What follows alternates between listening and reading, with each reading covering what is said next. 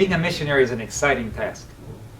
All around the world, there are student missionaries who travel from countries to other countries to opposite ends of the earth for one purpose: to share God's love with those that don't know Him.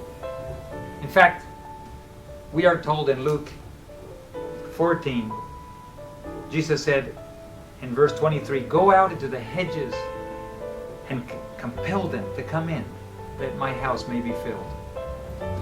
He encouraged us in Matthew 25 to go take care of the orphans and the widows, those that are hungry in prison. And that's what student missionaries do. And yet, there's a cost. Also in the same chapter of Luke, in verse 27, Jesus said, "And whosoever doth not bear his cross and come after me cannot be my disciple." A cross is an instrument of death. And many times we think of the adventure of being a student missionary, but it also comes with a cost. On November 18 of 2009, this year, Kirsten Wolcott, serving as a volunteer student missionary from Southern Adventist University in the island of Yap in Micronesia, lost her life. I've had a lot of student missionaries from Southern Adventist University who have served with Gospel Ministries International and with the Venezuelan Union and the Caribbean Union and the Guyana Conference. I've had them accompany me to other parts of the world, making videos, serving as teachers, as nurses, in evangelism, even in aviation. But it comes with a cost. Our chief pilot, Gary Roberts, a graduate of Southern in nursing, and his wife, Wendy, also a graduate of nursing from Southern Adventist University. Gary is a pilot, mechanic, nurse, and his wife moved to Africa to direct our medical aviation program. And just a few months back, they buried their 4-year-old son from malaria. He was already weak from a previous attack, and when the second time hit him, they buried their only son. It comes with a cost. I've never had to bury one of my children. I've never lost a loved one, but I've personally had a physical cost. I've been hijacked, blindfolded, handcuffed, put in prison, accused falsely, a 14-year sentence hanging over my head, assaulted by gangs. An angel appeared at my side and rescued me from one, and the other one, it wasn't that easy and it wasn't that way. We don't always understand God's will. We don't understand why, but we do understand what is happening.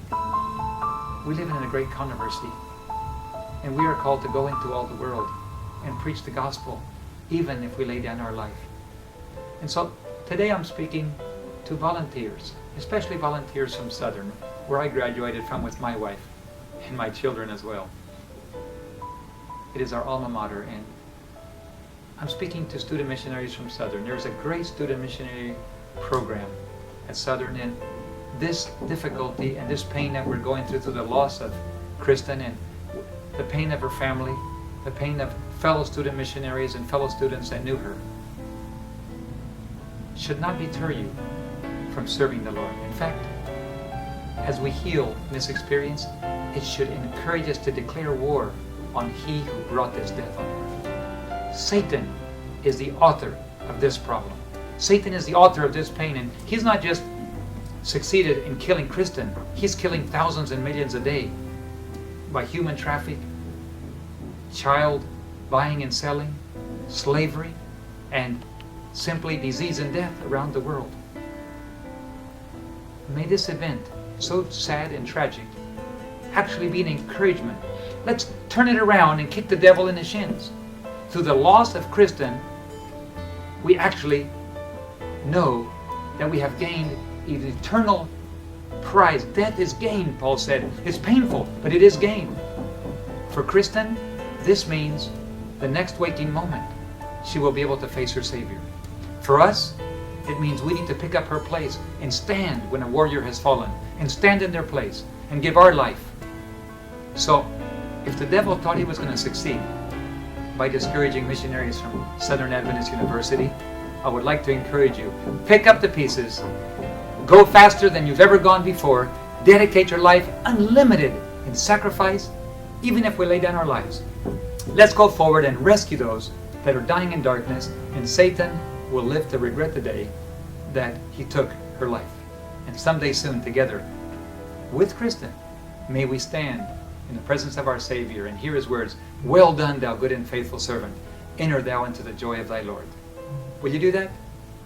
I'll be praying for you. And maybe someday we can work together in those dangerous areas on the front lines. God bless.